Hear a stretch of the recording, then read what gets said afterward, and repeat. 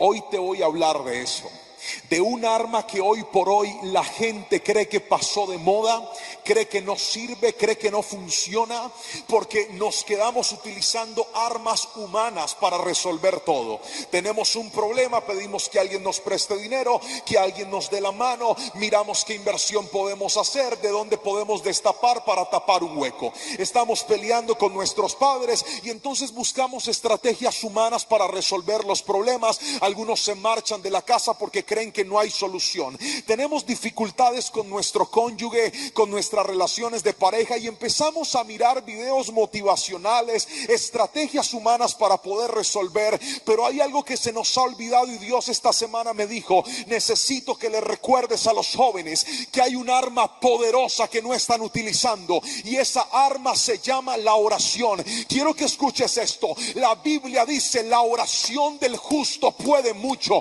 Yo no sé si tú me estás entendiendo hoy, pero lo que hoy te voy a enseñar es que hay puertas que por años has tocado, hay cosas que le has pedido insistentemente a Dios, hay puertas que se te bloquearon y se te cerraron, hay sueños que están ahí y has tratado de alcanzar y no has podido. Hoy quiero que te grabes el título de esta palabra en tu corazón: hay cosas que solo se resuelven con oración.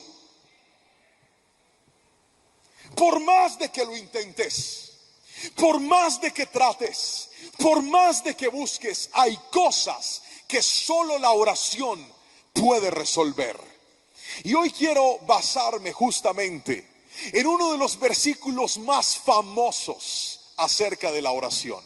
No hay manera de enseñar y de educar en la oración a la iglesia sin usar este versículo. El gran problema es que creo que nos hemos concentrado solo en una parte de lo que en realidad es un conjunto de expresiones que Dios dio con este pasaje. Jeremías 33:3 dice lo siguiente: clama a mí y yo te responderé, y te enseñaré cosas grandes y ocultas que tú no conoces. Nuestros abuelos, nuestros padres en la iglesia hemos escuchado permanentemente este versículo. Algunos lo sabemos de memoria, pero ¿sabía usted que estas palabras que Dios le dijo a Jeremías en realidad son una parte de un gran número de frases que Dios le dijo en ese instante? Y es de lo que le quiero hablar. Mire, el versículo número 3 al 5, quiero que lo leamos. Vamos a dejar de leer solo el 3 y vamos a pasar hasta el 5, ¿le parece?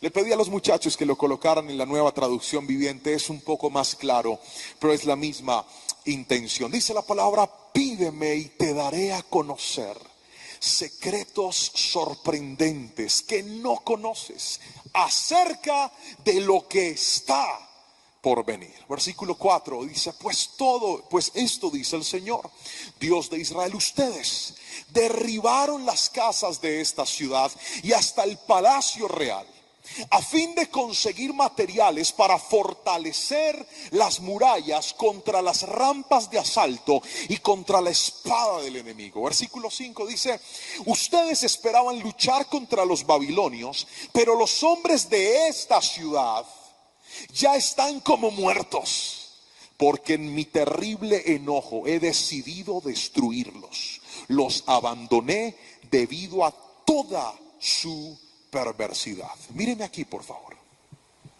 Imagínese que Jeremías, el profeta, que estaba viviendo los sucesos previos y los sucesos inmediatos al cautiverio de Babilonia, porque él les dijo a ellos: miren, los babilonios los van a venir a destruir. Les profetizó, y no solo se los profetizó, fue testigo ocular de lo que estaba pasando. Es como aquella sensación que usted siente cuando le dice a su hermano, a su hijo o a alguna persona: si sigue haciendo eso se va a caer, y usted lo ve caerse. ¿Cómo siente usted? Como un fresquito, ¿verdad? Uno dice: bien hecho que dio todo paso, porque se lo profeticé. Más o menos lo mismo sintió Jeremías. Luego de advertirles que por su pecado iban a pagar las consecuencias, y vio las consecuencias llegar, Ahora, lo interesante en este punto es que por decir la verdad a su propio pueblo, el versículo 1 del capítulo 33 dice que Jeremías lo tenían preso en su propia tierra. Pare, pastor, ¿cómo así? Sí, su propia tierra, su propio pueblo, su propia nación le estaba haciendo mal al que debería hacerle bien. ¿No le ha pasado alguna vez que ciertas cosas en tu vida parece que no coincidieran con lo que en realidad deberían coincidir? Permítame ser un poco más explícito con el ejemplo que le quiero dar. Hoy te voy a hablar de eso, de un arma que hoy por hoy la gente cree que pasó de moda, cree que no sirve, cree que no funciona, porque nos quedamos utilizando armas humanas para resolver todo. Tenemos un problema, pedimos que alguien nos preste dinero, que alguien nos dé la mano, miramos qué inversión podemos hacer, de dónde podemos destapar para tapar un hueco. Estamos peleando con nuestros padres y entonces buscamos estrategias humanas para resolver los problemas. Algunos se marchan de la casa porque creen que no hay solución. Tenemos dificultades con nuestro cónyuge, con nuestras relaciones de pareja, y empezamos a mirar videos motivacionales, estrategias humanas para poder resolver. Pero hay algo que se nos ha olvidado, y Dios esta semana me dijo: necesito que le recuerdes a los jóvenes que hay un arma poderosa que no están utilizando, y esa arma se llama la oración. Quiero que escuches esto. La Biblia dice: la oración del justo puede mucho. Yo no sé si tú me estás entendiendo hoy, pero lo que hoy te voy a enseñar es que hay puertas que por años has tocado, hay cosas que le has pedido insistentemente a Dios, hay puertas que se te bloquearon y se te cerraron, hay sueños que están ahí y has tratado de alcanzar y no has podido. Hoy quiero que te grabes el título de esta palabra en tu corazón: hay cosas que solo se resuelven con oración. Por más de que lo intentes, por más de que trates, por más de que busques, hay cosas que solo la oración puede resolver. Y hoy quiero basarme justamente en uno de los versículos más famosos acerca de la oración. No hay manera de enseñar y de educar en la oración a la iglesia sin usar este versículo. El gran problema es que creo que nos hemos concentrado solo en una parte de lo que en realidad es un conjunto de expresiones que Dios dio con este pasaje.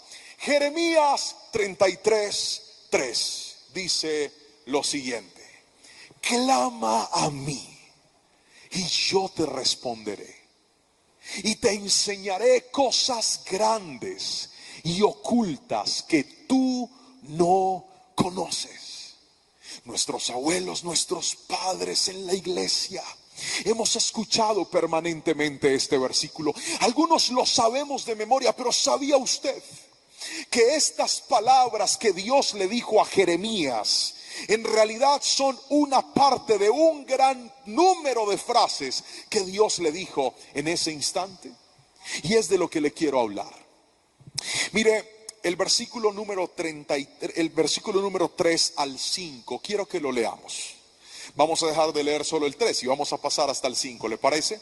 Le pedí a los muchachos que lo colocaran en la Nueva Traducción Viviente. Es un poco más claro, pero es la misma intención. Dice la palabra: pídeme y te daré a conocer secretos sorprendentes que no conoces acerca de lo que está por venir. Versículo 4 dice: pues esto dice el Señor, Dios de Israel: ustedes derribaron las casas de esta ciudad y hasta el palacio real, a fin de conseguir materiales para fortalecer las murallas contra las rampas de asalto y contra la espada del enemigo. Versículo 5 dice: ustedes esperaban luchar contra los babilonios, pero los hombres de esta ciudad ya están como muertos, porque en mi terrible enojo he decidido destruirlos. Los abandoné debido a toda su perversidad. Míreme aquí, por favor.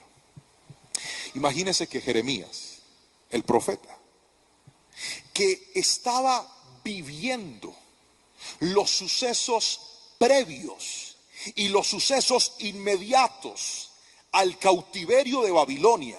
Porque él les dijo a ellos, miren, los babilonios los van a venir a destruir. Les profetizó. Y no solo se los profetizó, fue testigo ocular de lo que estaba pasando. Es como aquella sensación que usted siente cuando le dice a su hermano, a su hijo o a alguna persona, si sigue haciendo eso se va a caer, y usted lo ve caerse. ¿Cómo siente usted? Como un fresquito, ¿verdad? Uno, bien hecho que dio de totazo, porque se lo profeticé. Más o menos lo mismo sintió Jeremías. Luego de advertirles que por su pecado iban a pagar las consecuencias, y vio las consecuencias llegar. Ahora, lo interesante en este punto es que, por decir la verdad a su propio pueblo, el versículo 1 del capítulo 33 dice que Jeremías lo tenían preso en su propia tierra. Pare, pastor, ¿cómo así? Sí, su propia tierra, su propio pueblo, su propia nación le estaba haciendo mal al que debería hacerle bien. ¿No le ha pasado alguna vez que ciertas cosas en tu vida parece que no coincidieran con lo que en realidad deberían coincidir? Permítame ser un poco más explícito con el ejemplo que le quiero dar. Se supone que los que deberían acogerlo no lo estaban haciendo. Los que deberían tratarlo bien lo estaban tratando mal. Los que deberían decir que bueno, eres el hombre de Dios, Dios nos está hablando a través de ti, ahora lo tenían preso en el patio del palacio. Le estaban dando mal por el bien que él estaba haciendo. Y creo que a todos a veces nos ha pasado que ciertas cosas que se supone que deberían proveernos a nosotros bienestar, en realidad nos lo están quitando. ¿Cuántas veces ese negocio, esa empresa, esa familia, esos hijos, esa relación de pareja, esa relación con tus padres, ese hogar que se supone debería darte alegría, bendición, provisión, estabilidad, en vez de dártela, te la quita? Eso era lo que estaba viviendo Jeremías. Él, insistentemente haciendo lo correcto, ahora estaba recibiendo lo que se supone que no debería recibir. Y a él, no al pueblo, a Jeremías, Dios le habla y le dice: hey, clame a mí. Otra vez, clama ¿a quién? A mí. Porque aquellos de los que tú deberías recibir el bienestar no lo estás recibiendo, pero clama a mí.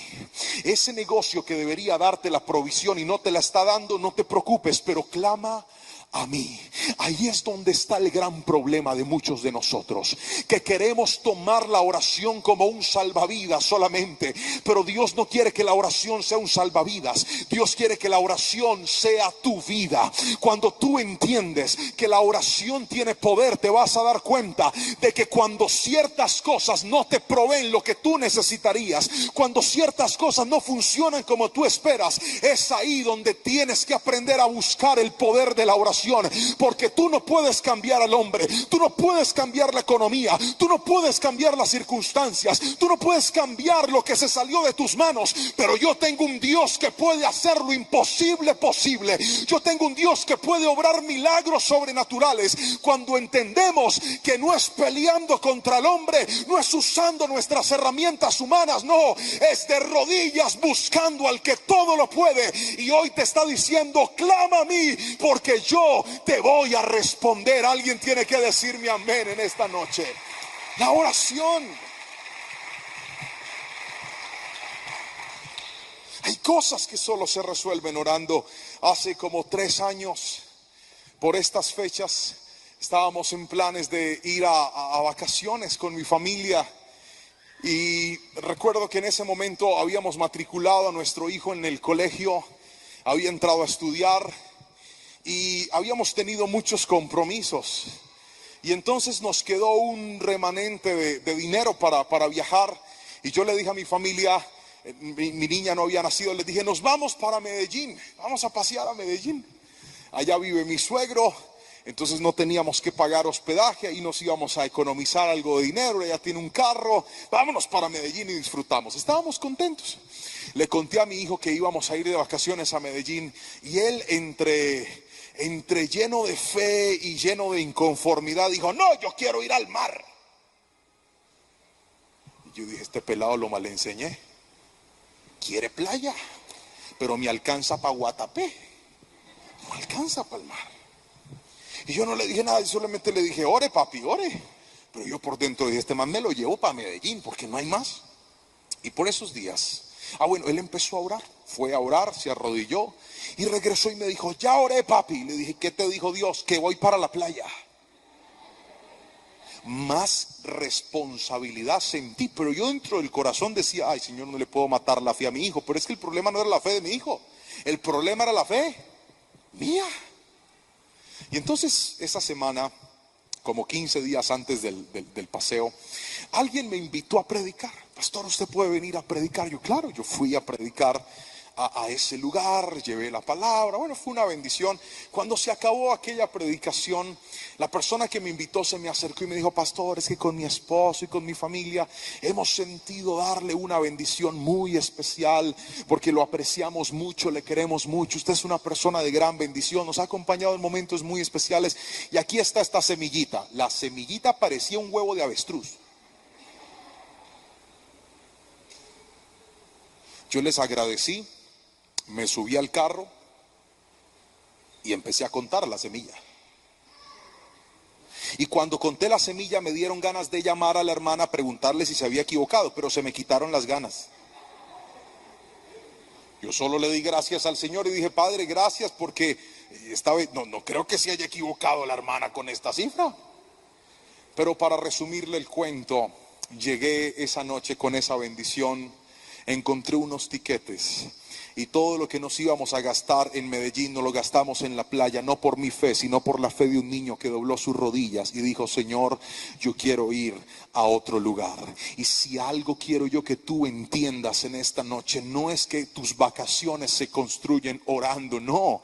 Claro que tienes que ahorrar, claro que tienes que trabajar, pero lo que te quiero decir es que Dios premia la fe de aquellos que claman y lo buscan en oración. Hay personas que dejaron de orar, dejaron de pedirle al Señor, simplemente se cansaron de que sus padres no cambiaran y se volvieron rebeldes. Se cansaron de que su esposo no cambiara y entonces ellos dijeron: pues si usted no cambia, pues va a tener la peor versión de mí. Si usted no va a cambiar como esposo, va a tener la peor versión de mí como esposa. Si usted no va a cambiar como esposa, va a tener la peor versión de mí como esposo. Porque se te olvidó que hay cambios en tu cónyuge que no se obtienen peleando, alegando, discutiendo. Hay cambios en tu familia que solo se producirán con la oración. Alguien me está escuchando aquí. Hay respuestas, hay negocios, hay empresas que solo se abren puertas cuando aprendas a orar, porque la oración tiene poder. Y para eso te trajo Dios a este lugar hoy, para decirte: quiero que ores, porque en la oración,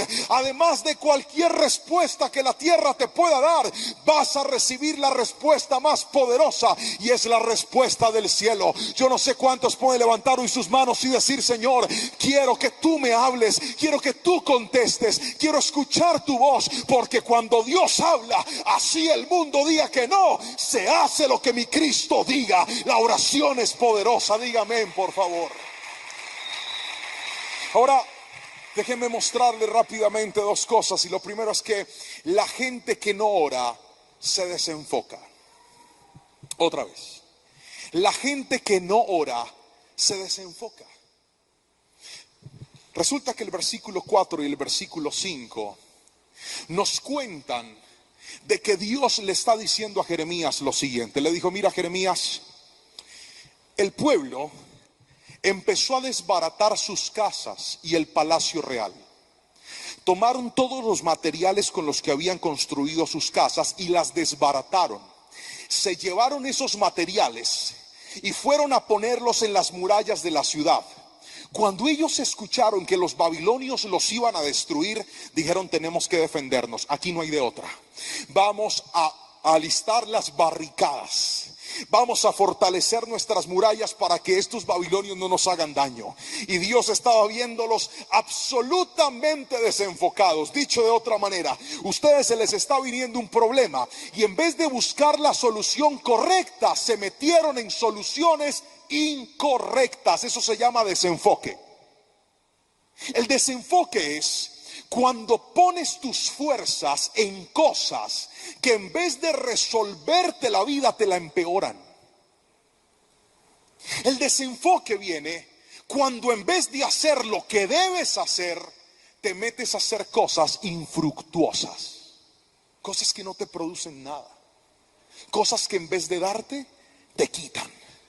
¿Cuántos de nosotros hemos, en medio de dificultades, crisis y problemas, nos hemos inventado un plan de acción y un plan de solución que lo único que logró fue desenfocarnos? Yo conozco gente que se ha ido del país a perder tiempo en otros países. Yo conozco gente que se ha metido en relaciones sentimentales a perder el tiempo. Yo conozco gente que se ha montado negocios para botar plata. ¿Sabe por qué? Porque se desenfocaron. Porque en medio de la crisis, en vez de orar, tomaron decisiones apresuradas. La oración te ayuda a enfocarte. Alguien dígame amén si me está entendiendo.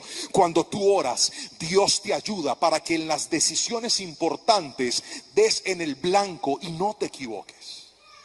Mire, una persona que no ora por su vida sentimental, una persona que no ora por sus negocios, una persona que no ora por sus hijos, una persona que no ora por sus padres, no ora por su matrimonio, no ora por las decisiones importantes, está, escuche bien, condenada al desenfoque.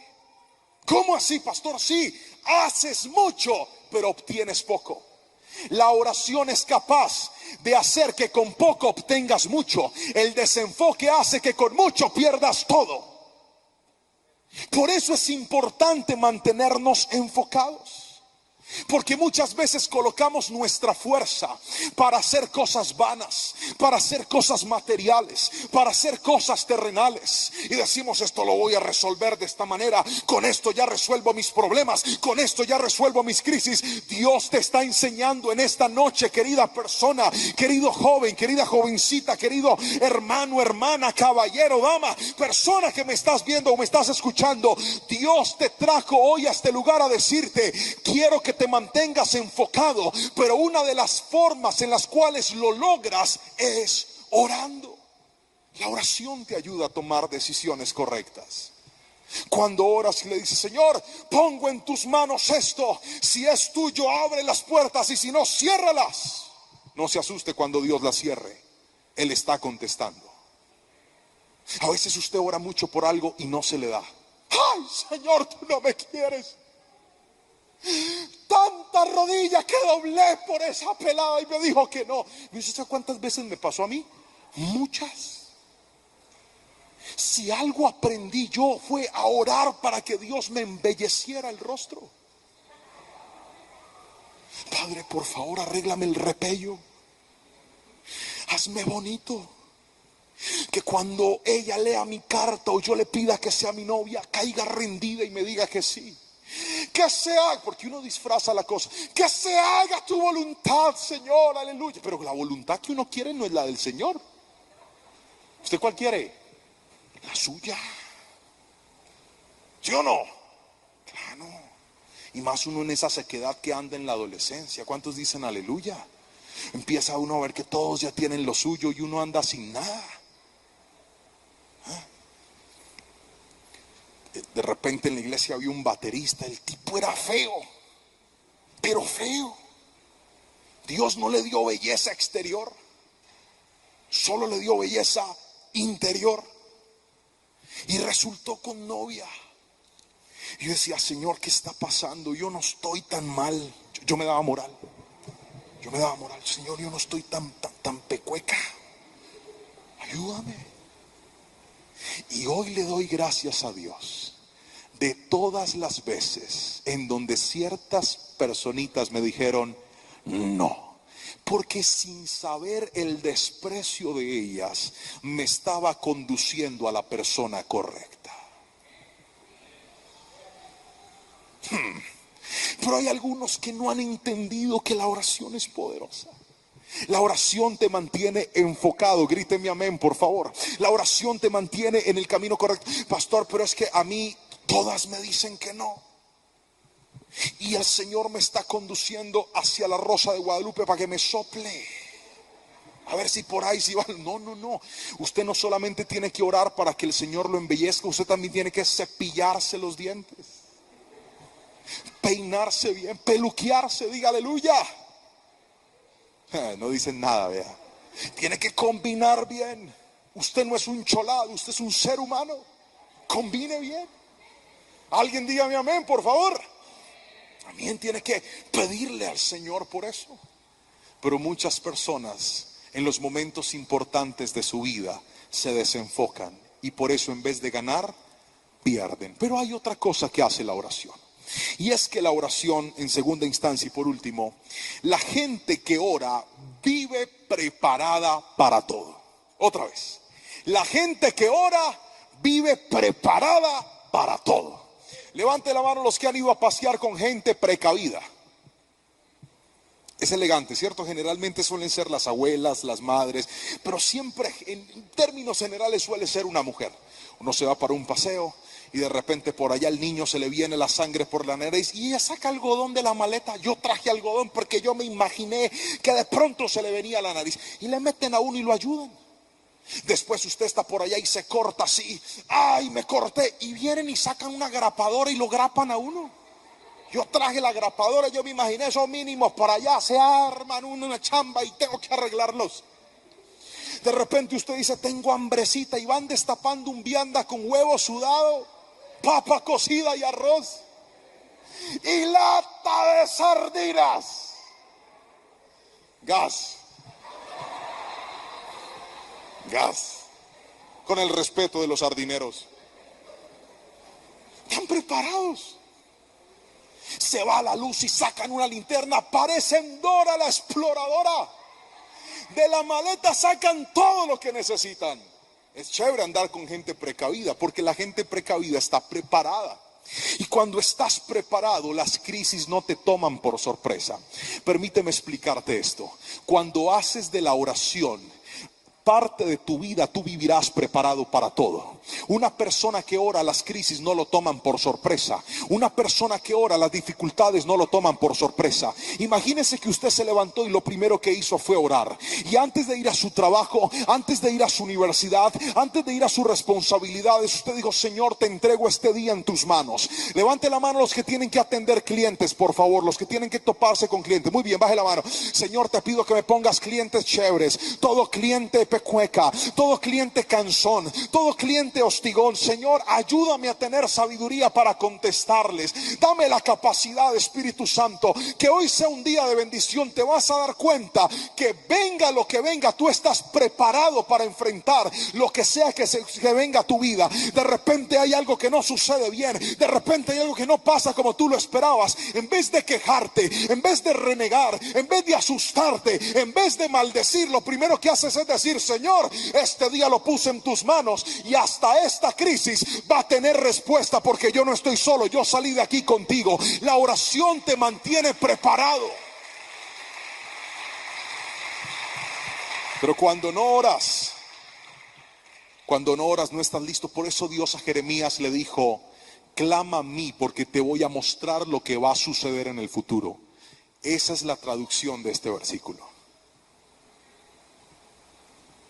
¿Recuerdan la frase, y te enseñaré cosas grandes y ocultas que tú no conoces? Le estaba diciendo acerca de lo que iba a suceder. Otra vez, ¿de lo que qué? ¿De qué? Ora. Tú estás preso, Jeremías, pero yo te voy a mostrar lo que viene. Mire, si a mí me hubieran mostrado un pedacito de mi futuro cuando yo estaba pelado, yo me hubiera alegrado. Eso fue como el día que yo me casé. El día que yo me casé y me estaba colocando el traje y todo para la boda, yo estaba muy emocionado por algo. No por la boda, por la noche de bodas. Ríase. Es así. Levante la mano todos los hombres que están aquí. Las mujeres están emocionadas porque quieren que les vean su vestido, su peinado, su maquillaje. Quieren salir lindas y eso no está mal. Pero mientras que las niñas están pensando en eso, nosotros estamos pensando en la luna de miel. Ay, pastor, ¿usted qué carnal es?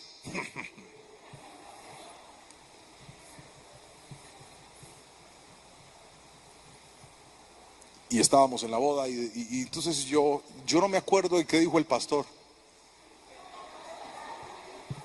Yo lo miraba así y él hablaba. Yo en mi cerebro tengo a mi pastor haciendo esto, porque mi cabeza estaba pensando en un momento especial. Yo por dentro le decía: Padre, por favor, no vayas a venir por tu iglesia ahora. Ven mañana, la otra semanita, Padre. Imagínese uno ahí llegando al hotel y el rapto de la iglesia, y uno allá en el cielo: Padre, ¿qué pasó? ¿Qué? No, mi hijo, era la hora. No, Señor, no. Padre, no puede ser. Dios fue bueno y no ha llegado para la gloria y honra del Señor todavía, pero va a volver. Ahora, lo que le quiero decir es que en ese momento, como yo sabía lo que iba a pasar más tardecito, pues yo estaba feliz. Lo mismo sucede cuando usted es una persona de oración. Jeremías estaba preso, privado de su libertad, de una situación muy difícil, pero Dios vino y le mostró lo que iba a hacer. Mire, el versículo 6 dice lo siguiente, dice la palabra del Señor de la siguiente manera: sin embargo, se lo dijo Dios a Jeremías, escúchelo: llegará el día en el que sanaré las heridas de Jerusalén y les daré prosperidad y verdadera paz. Restableceré el bienestar de Judá e Israel, reconstruiré sus ciudades, los limpiaré de sus pecados contra mí, perdonaré todos sus pecados de rebelión. Entonces esta ciudad me traerá gozo, gloria y honra ante todas las naciones de la tierra. Ellas verán todo el bien que yo hago por mi pueblo y temblarán de asombro al ver la paz y la prosperidad que yo les doy. Escucha esto: Jeremías estaba preso, amarrado, pero Dios le estaba diciendo: Jeremías, quiero que veas esto. Tu crisis es algo temporal. Te voy a mostrar lo que voy a hacer en el futuro. El pueblo va a sufrir, el pueblo va a pasar por dificultades. Ellos tendrán que asumir las consecuencias, pero por causa de tu oración te voy a revelar que ese sufrimiento no es eterno. Vas a ver que en el futuro haré cosas grandes y voy a restablecer. La oración me enseñó muchas veces en mis dificultades que aunque ahora estaba pasando momentos difíciles, tengo por cierto que todas las dificultades presentes no tienen comparación con la gloria venidera que en Cristo ha de manifestarse. Cuando te vuelves una persona de oración, sabrás que el desierto terminará, el día difícil terminará.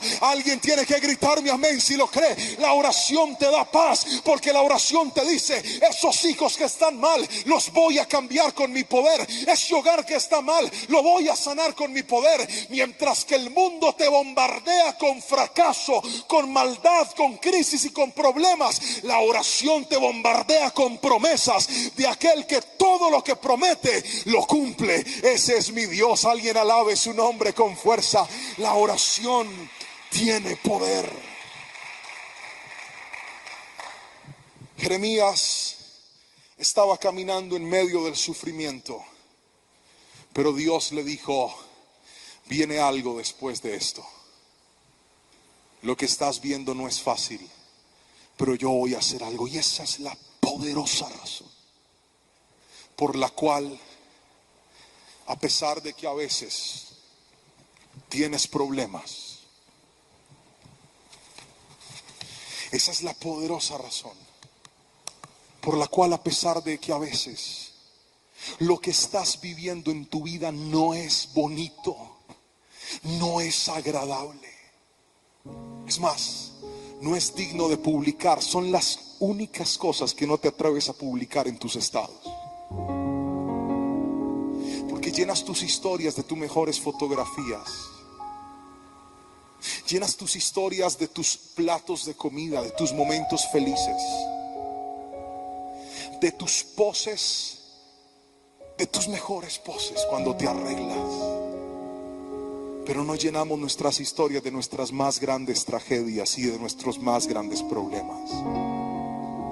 porque no son cosas dignas de contarle al mundo.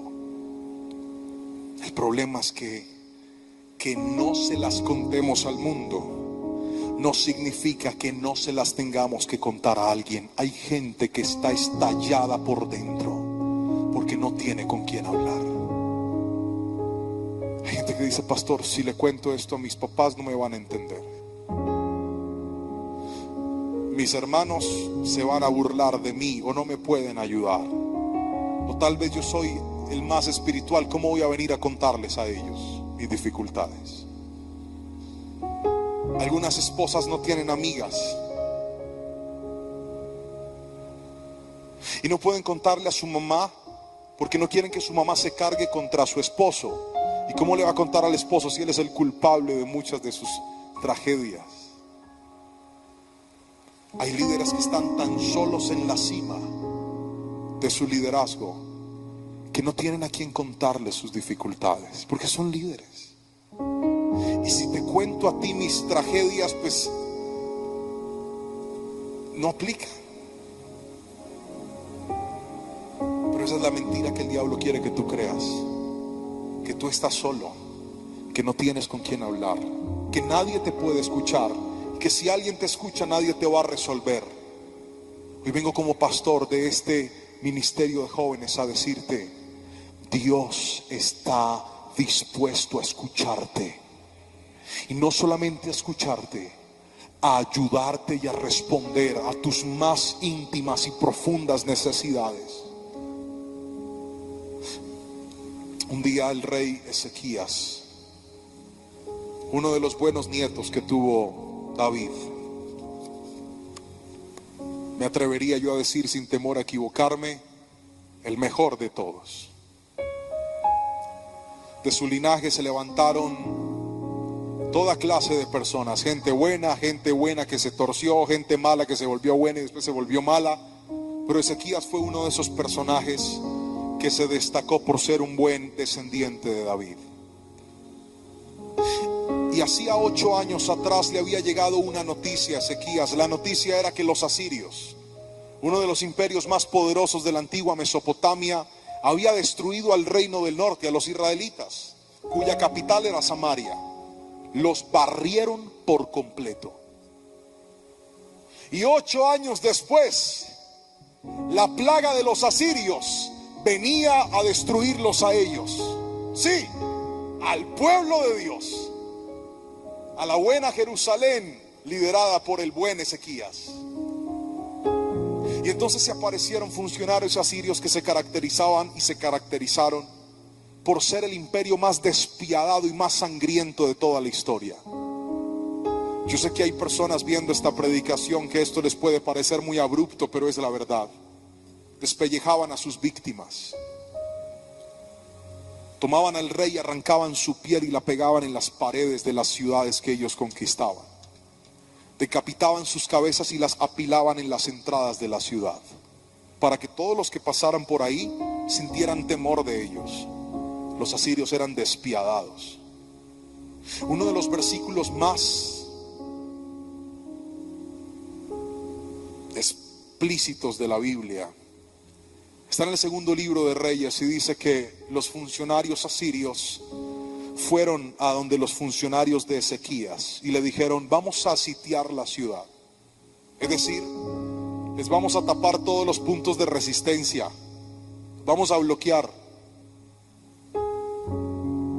No vamos a dejar que entre comida, lo vamos a matar de hambre. Tendrán tanta necesidad que solamente podrán comer y tomar lo que sus propios cuerpos botan. Se lo dije muy bonito, en la Biblia está más feo. Y el rey, los funcionarios del rey le dijeron a los funcionarios de Sennacherib, el rey de Asiria: por favor, háblenos en arameo. No nos hable en hebreo porque toda la gente está escuchando y están asustados. Y más siguieron hablando en hebreo. Después ellos fueron a contarle al rey, porque tal cual cartel de guerrillas o de grupos armados al margen de la ley, dejaron cartas y documentos. Fueron con las notificaciones de todo lo que iban a hacer, porque ya lo habían decretado. y se las entregaron al rey Ezequías. Ezequías tenía en sus manos la certificación de lo que ellos iban a hacer. Tenía las cartas. ¿Y sabe qué hizo este rey? ¿Sabe qué hizo este rey cuando escuchó que lo iban a destruir? Que iban a acabar con su ciudad. Llevó las cartas, entró al tabernáculo, las puso en el lugar de adoración,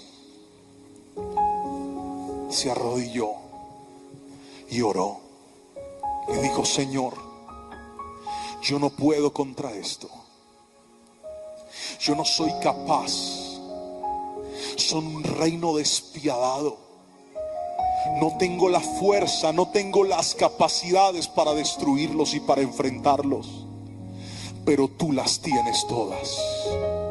¿Cuántas cartas tenemos que llevar ante Dios hoy? ¿Qué dicen tus cartas de amenaza hoy?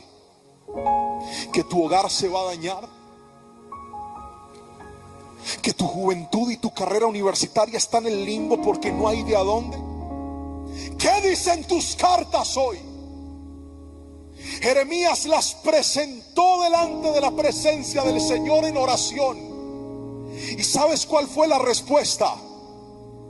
Aquella madrugada, antes de que Sennacherib entrara a Jerusalén a destruirla, cuando todavía estaban a las afueras 185,000 soldados listos para ir a desbaratar a toda Jerusalén y a matar a sus habitantes, dice la palabra del Señor que un ángel de Dios vino y se metió entre las tropas asirias, y el ángel de Dios mató a 185,000 soldados. Cuando el rey se despertó, lo que había a su alrededor era un ejército de personas muertas, era un ejército de gente que sin entenderlo habían muerto. ¿Sabe por qué? Porque cuando Ezequías no pudo, la oración sí pudo. Cuando Ezequías con sus manos no tenía fuerzas, las rodillas de Ezequías activaron el cielo. Hay cosas que solo se resuelven orando. Alguien tiene que decirme amén si lo está entendiendo hoy. Yo quiero que salgas de este lugar esta noche entendiendo que tienes que orar más, que tienes que doblar tus rodillas más, que antes de dormir tienes que orar, que al despertarte tienes que orar, que cuando vayas a un restaurante a comer y te pongan la TDT doble carne con mozzarella, tocineta y jalapeños, así esté lleno, tienes que orar. Qué pena de qué. Ora. Señor, gracias por estos alimentos. Ahora no le estoy pidiendo que empiece a orar con voz en cuello ahí sentado y la gente comiendo y usted: perdona a todos estos impíos que comen sin orar. Yo como soy santo, aleluya. No. Pero ahí cierre sus ojitos y no se avergüence de Cristo, que Él no se avergüenza de usted. No se avergüence de Dios, que Él no se avergüenza de usted. Usted no se imagina la alegría que yo siento cuando voy con mi familia por un centro comercial y veo una mesita, una familia tomados de la mano orando. Señor, eso no da pena, al contrario, eso da orgullo, eso da alegría. Uno dice: qué lindo, que aunque están ahí sentados reconocen que ese bocado de comida no es ni siquiera por su trabajo aunque ganen mucho, no es por su dinero aunque ganen poco, no, es porque Dios es bueno. No te olvides que lo que tienes no es por ti, es por Él. Sea agradecido, sea una persona de oración. Yo quiero ver en esta iglesia una generación que ora, una generación que cree en el poder. Alguien tiene que gritarme amén en esta noche. La oración puede mucho. Ora. Antes de tus parciales, ora. Antes de abrir tu negocio, ora. Señor, que hoy sea un día de bendición. Y abres. Estás en tu carro, ora: Señor, bendigo este carro en el nombre de Jesús. Ora. Vas a manejar tu moto: Señor, guárdame por donde sea que vaya. Ora. Pero hay unos que se suben en esa moto con ese espíritu de gamín. El espíritu de gamín retuerce los huesos. ¿Sí los ha visto? Tuercen la espalda así, los brazos. Un tipo que maneje así es un gamín. Ese es un ñero.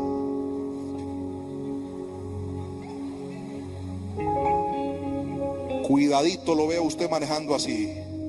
Lo cierro en la moto y digo, maneje derecho, hágame.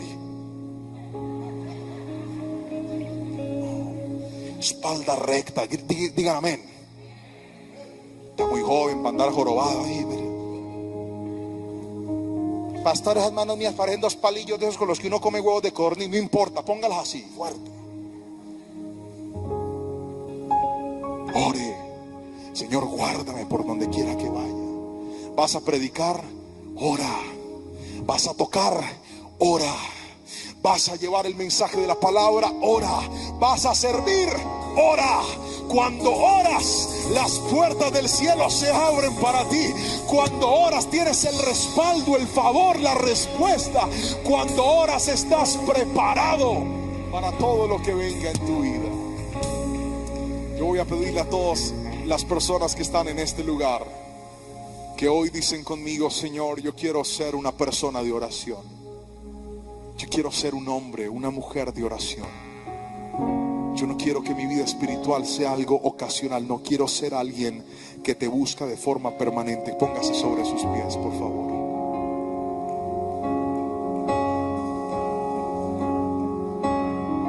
Levante sus manitos, por favor, al cielo. Buenas noches, Generación Central. Yo estoy feliz de verlos en este momento y en este tiempo tan esperado, donde semana tras semana apartamos un momento para acercarnos a la presencia del Señor como jóvenes, a recibir una palabra de bendición. Bueno, hemos escuchado los saludos de los muchachos. Hace un ratito tuvimos un tiempo de adoración y de alabanza precioso y poderoso, pero quiero entrar a lo que hoy Dios ha preparado para nosotros. Creo que vio el anuncio de esta semana donde le decíamos que la enseñanza para hoy tenía un título particular y era el pozo de la desesperación. El pozo de la desesperación. Voy a pedirle que por favor lo escriba para que salga ahí en los comentarios ese título, el pozo de la desesperación. Y voy a invitarle a que me acompañe a la palabra del Señor en el libro de Salmos, capítulo 40, versículos 1 y 2. Salmos, capítulo 40, versículos 1 y 2. Dice así la palabra del Señor. Con paciencia esperé que el Señor me ayudara, y Él se fijó en mí y oyó mi clamor. Me sacó del pozo de la desesperación, del lodo y del fango. Puso mis pies sobre suelo firme, y a medida que yo caminaba, me estabilizó. Y hoy, hablando de este tema, el pozo de la desesperación, me encantaría presentarte a ti esta alegoría que la palabra del Señor nos presenta como algo que creo que a muchos de nosotros nos ha sucedido. El pozo de la desesperación, el lodo cenagoso, el fango, como la Biblia lo presenta, es aquella situación o aquella circunstancia de vida en la que entras, pero quizás tú nunca planeaste entrar. El pozo cenagoso o el pozo de la desesperación es aquel momento en tu vida donde te sientes que no puedes avanzar, pero tampoco puedes retroceder. Que quieres salir de ese problema, pero no encuentras la manera exacta de salir de él. El pozo de la desesperación es un lugar al que ninguno de nosotros sueña entrar, pero es como si inevitablemente cayéramos en él. Encontré un video en Facebook y le pedí a los chicos de audiovisual que lo colocaran, porque creo que ilustra lo que en muchos corazones pasa cuando se trata del pozo de la desesperación. Y es, hacemos de todo para no tener problemas, pero caemos en los problemas. Muchachos, por favor, dale play a esa vaina. Vean a Romeo.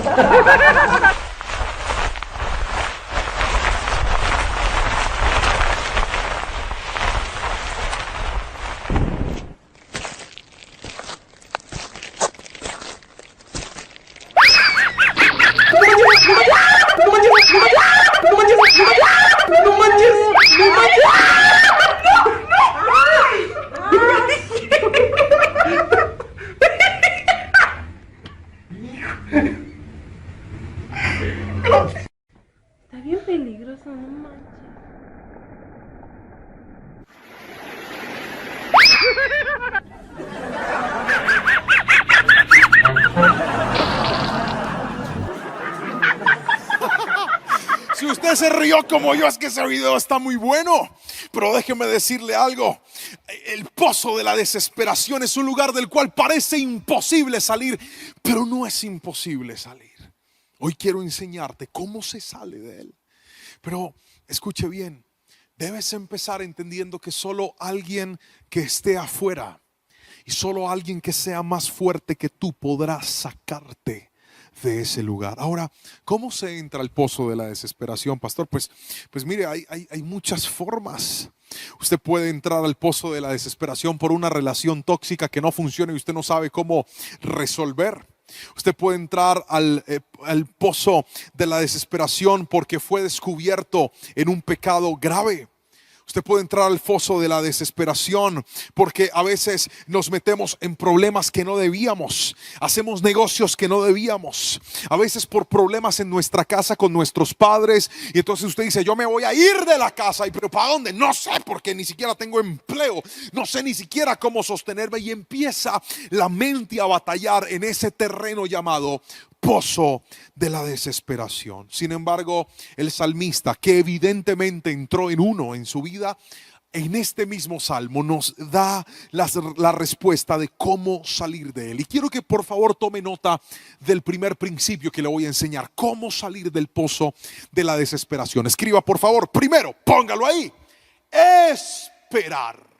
Otra vez, primero, esperar. El versículo 1 ya nos va a aparecer aquí en la pantalla. Quiero que lo lea conmigo. Dice: con paciencia esperé que el Señor me ayudara, y se fijó en mí y oyó mi clamor. Creo que leyó muy bien.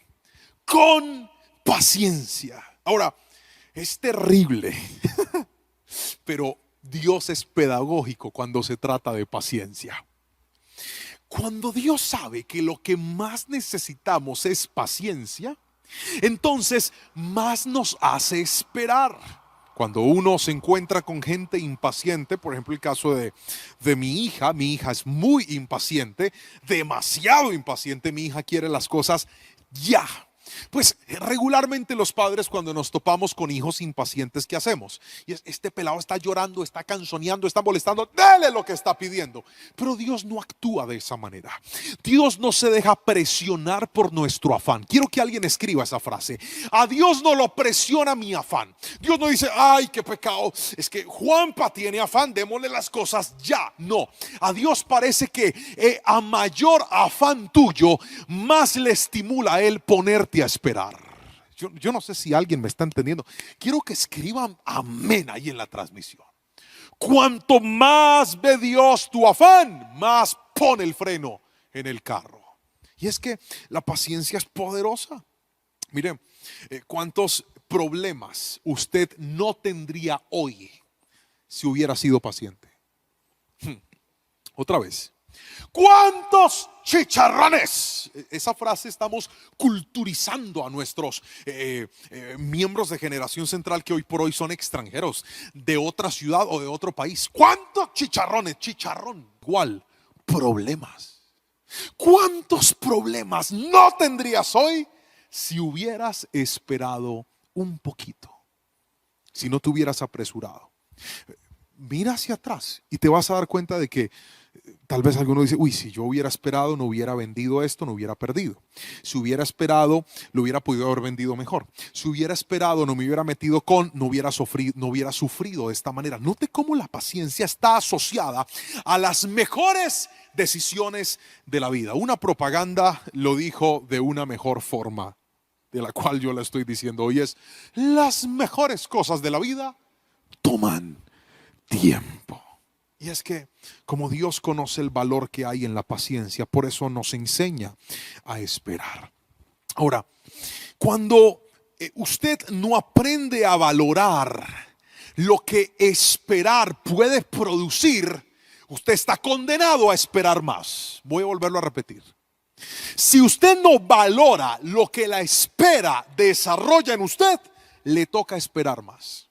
Pastor, y entonces, ¿qué puede producir la espera? Pues quiero que escriba por favor: esperar nos ayuda a creer. Otra vez, esperar nos ayuda a creer. Pero esperar también nos ayuda a crear. Cuando usted está esperando y hay puertas que se le cerraron, la mente Dios la estimula para que hagamos cosas nuevas, cosas diferentes. Esto es poderoso. Esperar también nos ayuda a autoevaluarnos. Cuando de repente hay puertas que se cierran y hay cosas que no funcionan, Dios nos lleva a autoevaluarnos. Pero si hay algo que es poderoso y que la espera produce en nosotros, es orar. Cuando esperamos y las cosas no salen como esperamos, como nosotros queremos, es un buen momento para orar. Para decirle: Señor, aunque no está pasando lo que yo quiero, como yo quiero, de la manera que yo quiero, confío en ti y hago que mi relación sea más y más fuerte contigo. Ahora, si la espera no te ha enseñado nada, entonces necesitas esperar más. Voy a volver a repetir esa frase y me encantaría que la puedan escribir. Si la espera no te ha enseñado nada, necesitas esperar más tiempo. Por eso usted ve gente que en los momentos de desesperación, en los momentos de problema y cuando están en ese pozo de la desesperación, no salen. Porque no han aprendido que por alguna razón están ahí y hay cambios que tienen que hacer en su vida. Y vengo como tu pastor a enseñarte que si quieres salir del pozo de la desesperación, tienes que aprender qué fue lo que te llevó ahí y tener paciencia en cada decisión de tu vida, porque la paciencia está asociada y conectada con las mejores decisiones de la vida.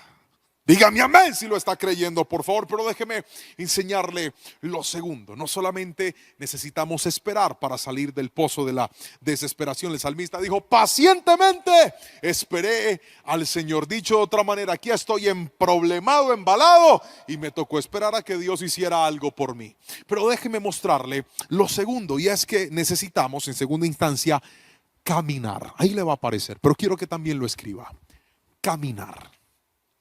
El versículo 2, voy a pedir a los muchachos que por favor lo coloquen, dice de la siguiente manera: me sacó del foso de la desesperación, del lodo y del fango, puso mis pies sobre suelo firme, y a medida que yo caminaba, me estabilizó. ¡Wow! Me encanta como lo dice la Nueva Traducción Viviente. Dios te saca de un suelo inestable y te lleva a un terreno estable. Pero lo interesante es que el propio salmista dijo que cuando lo sacó de ese lugar de desesperación, lo llevó a caminar. Y esto es poderoso, porque usted no va a lograr cambios en su vida mientras que no empiece a caminar en la dirección correcta. Hay gente que dice: Señor, sácame de este problema. Y entonces quieren que Dios desaparezca el problema, pero quieren seguir con la misma vida que llevaban antes. Acérqueme la cámara y póngamela en la cara, por favor. Y quiero que escuche lo que le voy a decir hoy. Así, aquí conmigo, con el peeling de mi cara. Quiero que escuche esto. Dios te saca del problema, Él puede hacerlo. Pero la única manera de que los cambios duren en tu vida es que empieces a caminar de manera correcta. ¿Me escuchaste? Escribe amén si me estás entendiendo. Ya aleje la cámara, que no quiero que se asusten con tan poca belleza. Ahora, permítame enseñarle esto, por favor. David dice: en la medida que caminaba, tú enderezaste mis pasos. Puede que haya gente que me esté viendo hoy que diga: pastor, es que no es que yo no sepa, no crea y no entienda que Dios puede cambiarme. No es que yo no sepa, no entienda y no crea que los caminos del Señor son diferentes a los que he transitado. Pero le digo la verdad, pastor, a veces siento que no puedo. A veces siento que me cuesta trabajo mantenerme en una decisión. A veces siento que es tan difícil obedecer a Dios. A veces siento que es tan complicado hacer lo que Dios me está pidiendo que haga. ¿Y sabe cuál es el problema? Que el primer bloqueo para hacer la voluntad de Dios no está en la intención, sino en la mente. Porque muchos de nosotros a veces nos sentimos tan malos, tan sucios, tan descalificados y tan errados, que decimos: Señor, te voy a volver a fallar, así que ¿para qué te lo prometo? Mejor sigo envuelto en el pecado. Pero hoy vengo como tu pastor a decirte: cambia ese patrón mental. La Biblia dice: a medida que caminaba, tú enderezabas mis pasos. A medida que empezaba, tú me ibas ayudando. Es que Dios no está aquí para arrastrar gente perfecta, sino también para empujar, para encaminar y para dirigir a gente imperfecta que, aunque no sabe cómo, por lo menos tiene el deseo en su corazón de agradar a Dios. Si alguien está así viéndome, quiero que escriba amén y dile: Señor, yo sé que con tu amor tú me vas a ayudar a caminar y hacer lo correcto en mi vida. ¿Alguna vez a usted se le zafó la cadena de la bicicleta? ¿Cómo hace uno para poder enlazarla otra vez? Tiene que levantar la llanta de atrás, o la levanta del Galápago, o la silla, como sea que se llame esa vaina en su país, y empieza a adelantar los pedales. Porque en la medida de que ella avanza, entonces se puede ajustar otra vez. Lo mismo pasa con la vida. Y hablando de bicicletas, déjeme contarle algo que pasó con Jerónimo. Jerónimo tiene una bicicleta y bueno, empezó a usarla en nuestro apartamento en la cuarentena. Quiero que tengan en oración: todos los perfiles de mi casa están destruidos, porque con las llanticas de abajo y con los manubrios han sido testigos de los juguetazos que Jerónimo se ha dado contra estos escenarios. Pero bueno, lo que me llena de alegría es que está quemando energía y monta muy bien la bicicleta. En estos días lo llevé a un lugar a que practicara, un parque. Fuimos a un parquecito y bueno, había un lugar donde podía pedalear. Él dice bicicletear. Se subió en su bicicleta y empezó a pedalear, y pedaleaba rápido y daba vueltas ahí. Estaba muy emocionado mi hijo en todo el tema, pero de repente hubo un accidente.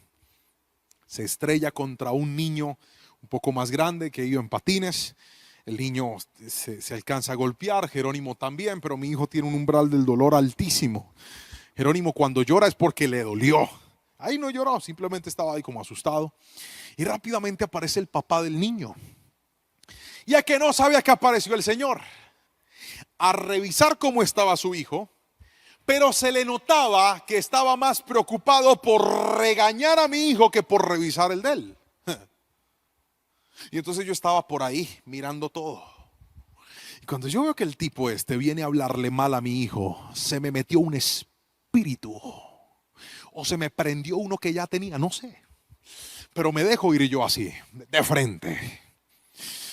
Y lo primero que hago es: buenas noches, caballero. El tipo me voltea a mirar. Claro, vio que el papá de Jerónimo no era ningún chaparrito, sino una vara de premios. Y le dije: ¿cómo está su hijo?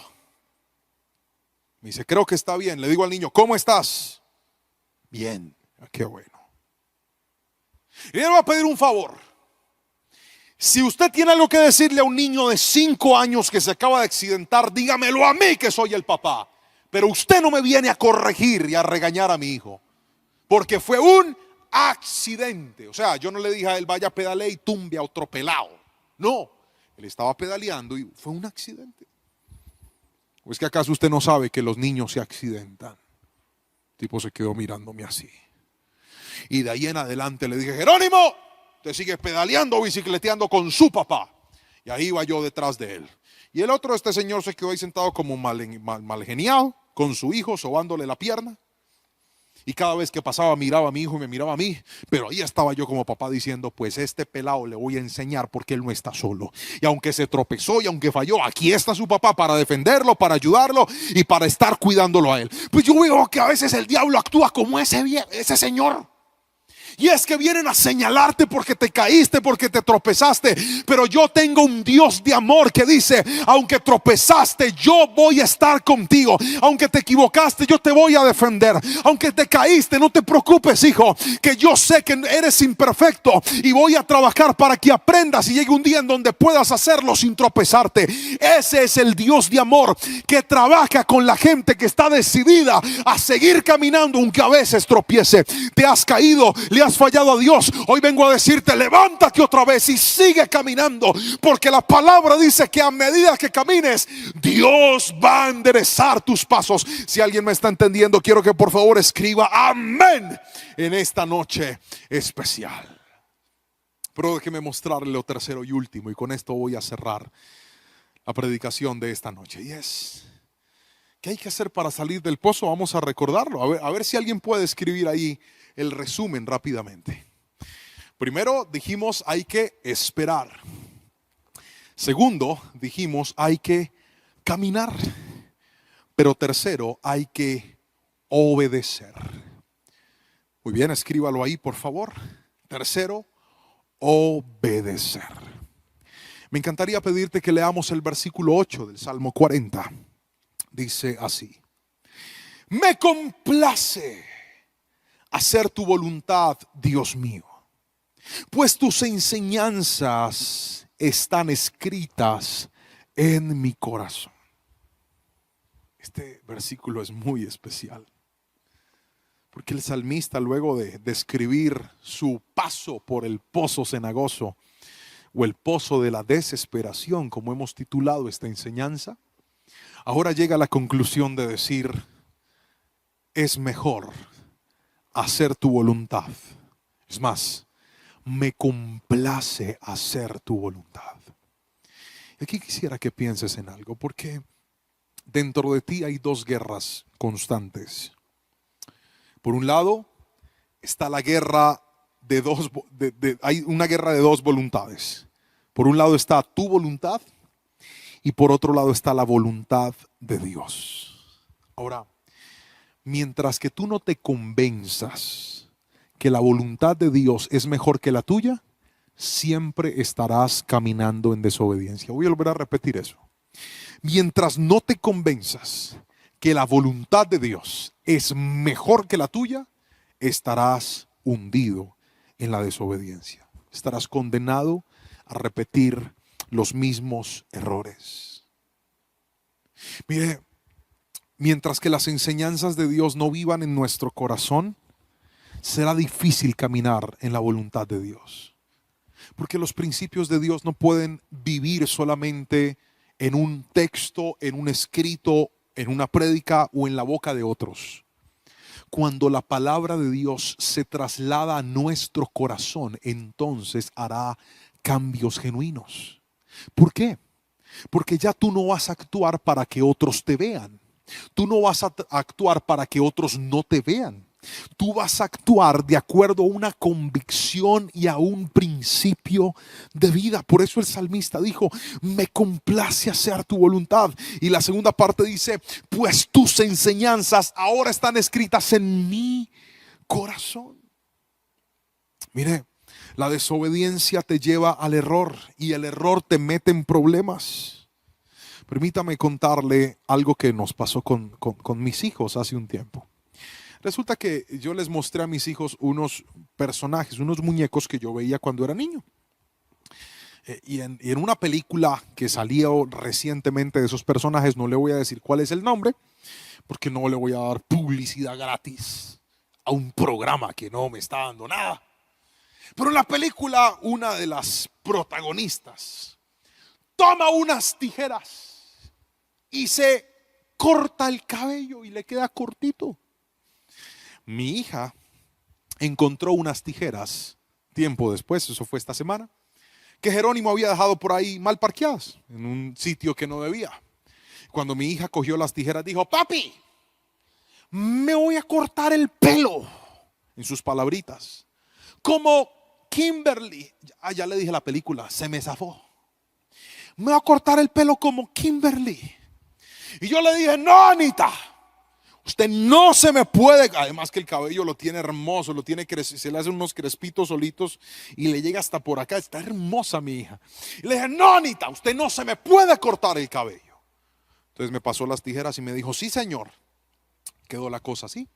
De repente yo iba para la sala en mi casa y veo que Jerónimo se le acerca despaciecito y le dice, Anita, pero mire la astucia. Anita lo mira y le dice, ¿tú quieres que yo te peluquee y te corte el cabello? Y Anita dice, sí. Cuando yo escucho eso me dejo venir y yo dije, ¿qué Jerónimo? Y Jerónimo voltea a mirar a Anita y le dice, Anita, no te voy a peluquear, no me pidas eso. ¿Por qué me pides que te peluquee si mi papá dijo que no? Anita se queda mirándola a él, me mira a mí y yo con esas ganas de reírme, pero me tragué la risa. Y me acordé que cuando la desobediencia no vive en el corazón, delante de unos decimos algo, pero por detrás hacemos otra cosa. Y bueno, cabe la ilustración de mi hijo para decir que muchos de nosotros actuamos iguales. Quiero que por favor escriba esto: mientras que la ley de Dios no viva en tu corazón, entonces estarás condenado a caer en el pozo de la desesperación. Permíteme terminar diciéndote lo siguiente. Nadie quiere entrar al pozo de la desesperación. Nadie quiere pasar por ese episodio de sufrimiento y de dificultad. Pero si esperar en Dios, caminar en dirección correcta y obedecer la voluntad de Dios es lo que me saca del pozo de la desesperación, entonces lo invertido es lo que me entra. ¿Hacemos el ejercicio? Esperar, caminar y obedecer. Inviértalo. Sería afanarnos, dejar de caminar en los caminos de Dios y por último, desobedecerlo. Quiero que haga el ejercicio conmigo. Porque si usted se ha afanado, si usted ha dejado de caminar en la dirección correcta, o si ha entrado en desobediencia a Dios, es muy probable que hoy estés viviendo en el pozo de la desesperación. Le pedí a los chicos de la alabanza que me ayudaran cantando una canción. Y con esa canción voy a cerrar en unos instantes. Pero déjeme, por favor, referirle lo que David escribe en este salmo, en el versículo número 5, y es lo siguiente. Oh Señor mi Dios, has realizado muchas maravillas a nuestro favor. Son tantos tus planes para nosotros que resulta imposible enumerarlos. No hay nadie como tú. Si tratara de mencionar todas tus obras maravillosas, no terminaría jamás. ¿Y sabe con qué me quiero quedar de estas frases de David? Que justamente fueron frases que aparecieron después de haber descrito su paso por el pozo de la desesperación. David dice: no hay nadie como nuestro Dios. Y esto es una absoluta realidad que algunos entienden por la fe, es decir, creen en esto, y otros lamentablemente ya lo comprobaron. Algunos que tal vez están viendo esta transmisión, están conectados en este culto, es probable que puedan decir hoy: pastor, yo he estado en el pozo de la desesperación. Y te puedo decir con todo mi corazón que también he estado en los verdes pastos a los cuales Dios lleva a sus hijos a descansar. Y una cosa no se compara con la otra. Pero si esta palabra no te da esperanza, entonces no tuvo sentido que yo me haya parado en este altar. Tengo que decirte a ti que tal vez te has afanado. Tengo que decirte a ti que tal vez te has alejado del camino. Tengo que decirte a ti que tal vez has desobedecido a Dios. Que si tan solo vuelves a Él y entiendes, no con tu mente, sino con tu corazón, que Dios es mejor que todo lo que el mundo te pueda ofrecer, entonces Él va a transformar tu dolor en alegría. Él va a transformar tu tristeza en alabanza. Él va a cambiar lo que hoy ves como un desierto, lo va a transformar en manantiales. Porque ese es el Dios de misericordia que David conoció. Un Dios que le dijo: las consecuencias son estas. El desierto es este. Pero cuando David se arrepentía, Dios transformaba eso por algo diferente. Hay una canción hermosa que vamos a cantar hoy. Y creo que es muy oportuna para que Dios hoy cambie ese pozo de desesperación por un lugar de paz y de bendición. Voy a invitarte que me acompañes en una breve oración. Y justo cuando yo termine esa oración cantaremos esta canción. Padre, en el nombre de Jesús, mira todas las personas que nos están viendo hoy sábado, en esta noche especial. Yo te pido, Rey de la Gloria, que por favor los bendigas con toda bendición de lo alto. Que podamos recordar que de ese pozo de la desesperación solo salimos esperando, caminando en dirección correcta, pero también obedeciendo. Que sea ese nuestro estilo de vida, Señor. Y podamos hoy declarar que no hay nada ni nadie como tú, Señor. Si alguien lo cree, quiero que diga amén.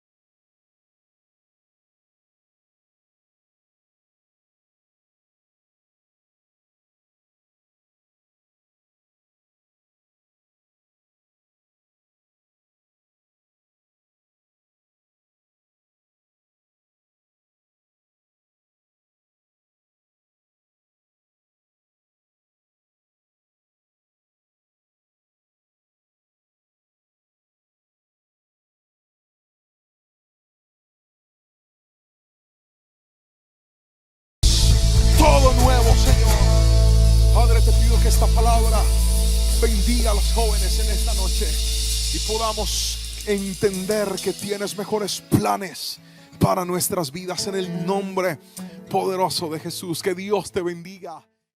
Y bien, hoy vamos a compartir un mensaje de la palabra que ha bendecido muchísimo mi vida. Y la ha bendecido porque fue una de las cosas que hace relativamente poco tiempo tomé la decisión de cuidar de una forma muy precisa, de ser muy intencional con este mensaje. Cuando Dios, a través de mi tiempo devocional, me regaló este mensaje, lo escribí, empecé a orar, empecé a evaluarme y dije, verdaderamente esto está en mi vida, porque es que no puedo enseñar algo que yo no practico. Y empecé a evaluarlo y evaluarlo y evaluarlo y a orar y a tener cuidado en muchos detalles. Y hoy quiero compartirles este mensaje que yo estoy seguro puede ser de mucha utilidad y de mucha bendición en su vida. Y para ello quiero que me acompañe la palabra del Señor en Oseas, capítulo número 10, versículo número 4. Oseas, capítulo número 10, versículo número 4. Vamos a leer lo que dice la palabra del Señor ahí. Ahí está, Oseas capítulo 10, versículo 4. Lea conmigo por favor la palabra. Dice: la gente habla palabras vacías y hace pactos que no tiene intención de cumplir. Así que la injusticia brota de en medio de ellos como hierbas venenosas en el campo de un agricultor. Por favor, mire la pantalla y léalo conmigo a la cuenta de 3 nuevamente. 1, 2, 3, vamos. La gente habla palabras vacías, hace pactos que no tiene la intención de cumplir. Así que la injusticia brota en medio de ellos como hierbas venenosas en el campo de un agricultor. Qué interesante la forma en la que Dios se expresa a través del profeta, hablando de su pueblo, y le dice: miren, una de las cosas por las cuales ese pueblo mío está tan emproblemado es porque hacen promesas pero no las cumplen, porque dicen cosas pero no las hacen, porque se llenan la boca haciendo pactos, compromisos, acuerdos que al final terminan omitiendo o dejando de hacer. ¿Alguna vez usted ha visto una persona que se llena la boca diciendo que va a ir pero no va? Que lo va a hacer pero no lo hace. Que le va a pagar pero no le paga. Préstame ahí 2,000 pesos para comprarme una salchipapa, yo te los doy ahora. Y esta es la hora que si esa salchipapa tuviera intereses, ya le habría pagado por 1,000,000 de pesos. Porque es gente que pide pero no devuelve. Se compromete pero no cumple. Y Dios le está hablando a ese tipo de personas y está diciendo: esa clase de gente, por eso terminan en medio de ellos brotando como resultado hierbas venenosas. ¿Qué es eso? Problemas. Y para ello hoy quiero traer para ustedes una palabra que el Señor me regaló, la cual hemos titulado gente de palabra. Quiero que lo repita conmigo a la cuenta de 3 muy fuerte, por favor. 1, 2, 3.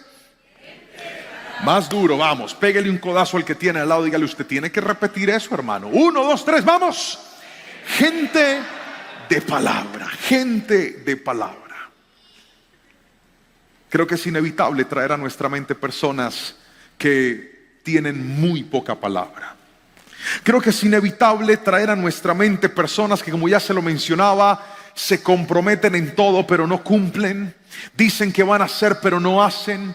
Dicen que van a ir pero no llegan. Ponen una hora pero no cumplen. Escuche bien, la falta de palabra es uno de los problemas más crónicos de nuestra sociedad. Es inevitable para mí hablar con personas, con ancianos, con gente que me cuenta sus experiencias, cómo hace tan solo unos años atrás se hacían negocios sin necesidad ni siquiera de pagar, de dar dinero. Usted decía: yo le voy a comprar esa casa, y no tenía que dar un solo peso, solo con su palabra era suficiente. Ahora no. Ahora, para cualquier acuerdo, para cualquier negocio, usted tiene que firmar, poner la huella digital, firmar con la lengua, dejar un pelo con la muestra de ADN, dejar la dirección, dejar referencias, porque de pronto se le pierde para poderlo ubicar, porque no hay palabra en la gente. La gente dice, pero no se puede creer lo que la gente habla, porque esta generación se acostumbró, escuche bien, a prometer mucho y a cumplir poco. Pero hay un principio que en el reino de los cielos no ha caducado y sigue vigente, y es el principio de la palabra. Dios todo lo que promete lo cumple, y por lo tanto Él espera que nosotros como sus hijos seamos exactamente iguales. Pero cuando nos falta palabra, nos llenamos de vidas vacías. Cuando nos falta palabra, nos llenamos de vidas que pueden ser muy talentosas, pero ¿cuántos de nosotros a veces hemos descartado a gente que es muy buena pero no tiene palabra? Buenísimos en algo. Usted dice, pastor, ese trabajador es bueno, usted lo viera, usted lo pone a hacer algo y lo hace perfecto, lo hace súper bien, pero es que ese señor dice que llega a las 4 y no aparece ni a las 4, ni a las 5, ni a las 6. Es más, no llega ese día, llega al otro. Buenas, aquí vengo a hacer el arreglo. ¿De qué sirve una persona que sepa hacer pero no sabe cumplir? De nada. Porque el que sabe hacer pero no sabe cumplir es insuficiente en su vida. Si hay algo que te va a abrir puertas, querido joven, querida persona, querido caballero, querida dama, querido hermano, querido muchacho que me estás escuchando, es poder entender que una de las cosas en las que Dios quiere traer respaldo a tu vida es cuando le des valor a tus palabras. Gente